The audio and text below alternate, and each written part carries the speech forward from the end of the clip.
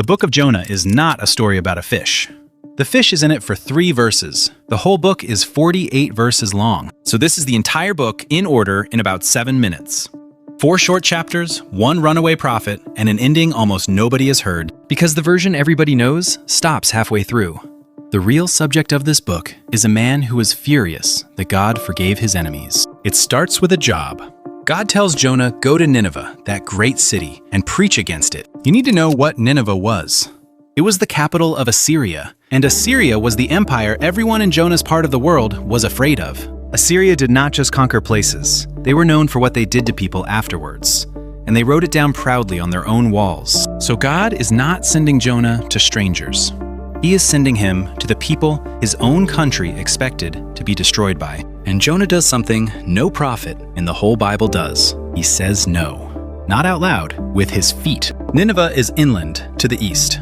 Jonah goes down to the coast, finds a ship going to Tarshish, which is about as far west as anyone knew how to go, and gets on it. The text adds one small detail that tells you everything. He paid the fare. He spent his own money to get away from this. Then a storm hits. Not weather, the kind of storm where experienced sailors start throwing the cargo they came to sell into the sea. Every sailor on that boat starts praying. Each one to his own God, all of them at once, because none of it is working. And where is the prophet of the living God during this? Asleep, below deck. The captain has to go down and wake him up to ask him to pray. They cast lots to find out who is responsible, and it lands on Jonah. So they ask him who he is, and he tells them, I am a Hebrew. I worship the God who made the sea and the land, which is an awkward thing to admit on a sinking boat. Then he says, throw me into the sea, and it will go calm. He would rather drown than turn around and go to Nineveh. Now watch what the pagan sailors do. They refuse. They try to row back to land instead to save him, and they only give up when the sea gets worse. Before they throw him in, they pray to his God and ask not to be held guilty for it. The sailors are more merciful than the prophet is. They throw him in, the sea goes flat calm. And those sailors end up worshiping God, which means Jonah has accidentally converted a boat full of foreigners while running away from foreigners. Then the fish. A large fish swallows him, and he is inside it for 3 days and 3 nights. That is the whole fish story. 3 verses. Inside, he prays. And if you read that prayer closely, almost every line of it is a quotation from the Psalms. He is a man in the worst trouble of his life, reciting the songs he grew up with, because that is what he has. He ends the prayer with, salvation belongs to the Lord. And the fish spits him out onto dry land. Then God says the same thing again, word for word. Go to Nineveh, that great city, and preach the message I give you. And this time, he goes. Nineveh is enormous. The text says it takes 3 days to cross. And here is his entire sermon. 40 more days, and Nineveh will be overthrown. That is it. 8 words. No mercy offered, no invitation, no mention of God or repentance or a way out. It is the shortest and worst sermon in the book. And the entire city believes it. They fast, they put on sackcloth. It spreads from the poorest person upward until it reaches the king. The king comes down off his throne, takes off his robe, puts on sackcloth, and sits in the ashes with everybody else. And then he gives an order so extreme, it is almost funny. Nobody eats, nobody drinks, and put sackcloth on the animals too. Then he says, who knows? God may turn and relent, and we will not die. The pagan king understands mercy better than the prophet does, and God sees what they did, and he relents, and he does not destroy them. That is chapter 3.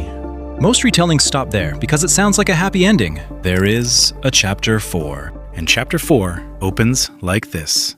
But to Jonah, this seemed very wrong, and he became angry. Then he prays again, and this prayer is the key to the whole book. He says, this is exactly why I ran. I knew that you are a gracious and compassionate God, slow to anger, full of love, and that you relent from sending disaster. Read that again. He is not accusing God of being cruel. He is accusing God of being kind. That is his complaint. And then he says, now take my life. It is better for me to die than to live. He would rather be dead than watch his enemies be forgiven. So he goes outside the city, builds himself a shelter, sits down in the shade, and waits to see what will happen to it.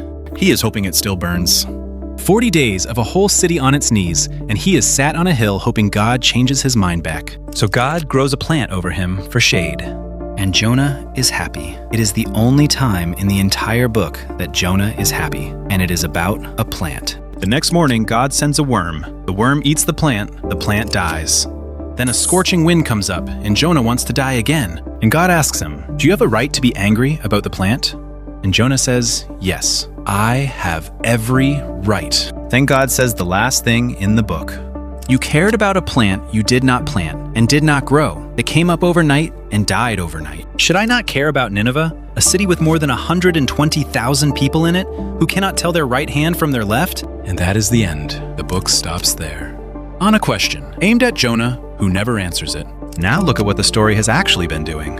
Count who obeys God in this book. The storm obeys. The sailors obey. The lots obey. The fish obeys. The city obeys. The king obeys. The plant, the worm, and the wind all obey. Everything in creation does what it is told. Exactly one character disobeys, all the way to the last line. The prophet. And the fish, the thing everybody remembers, is not a punishment and not the point. It is a rescue, and it is 3 verses long. The point is that Jonah's theology was completely correct.